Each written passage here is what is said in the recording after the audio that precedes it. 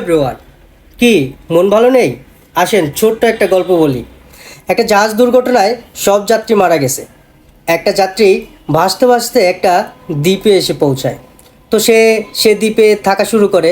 3-4 দিন হয়ে যায়, সে ভাবে যে তাকে নেওয়ার জন্য কেউ আসবে, কিন্তু কেউ আসে না। তারপর সে ছোট্ট একটা ঘর বানিয়ে সেখানে থাকা শুরু করে।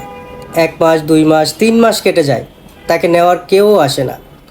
সমুদ্রের পাড়ে বসে সে আল্লাহকে ডাকে, আল্লাহ তুমি আমাকে এখান থেকে বাঁচাও, মুক্ত করে দাও।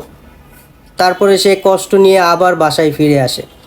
বাসায় যখন আসে তখন দেখে যে তার সেই ছোট্ট ঘরটা সেটাও আগুনে পুড়ে ঝলসে গিয়েছে। তখন সে কান্না করছে আর আল্লাহকে বলছে, আল্লাহ কী পাপ করছিলাম আমি, তুমি আমার এই ছোট্ট ঘরটা ছিল এটাও তুমি নিয়ে গেলে, এই জীবন আমি আর রাখবো না। এ বলে যখন সমুদ্রের পাড়ে যায় দেখে যে একটা জাহাজ তাকে নেওয়ার জন্য আসে। তো সে লোকটাকে বলে যে ভাই এতদিন আসেন নাই, এখন কেন আসলেন? সে লোকটা তাকে কি বলে জানেন?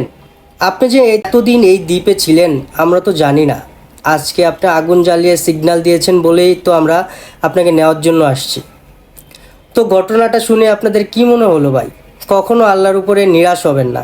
আল্লাহ যেটা করে সেটা আমাদের ভালোর জন্যই করে। ঘটনাটা থেকে আমাদের শিক্ষা নেওয়া দরকার।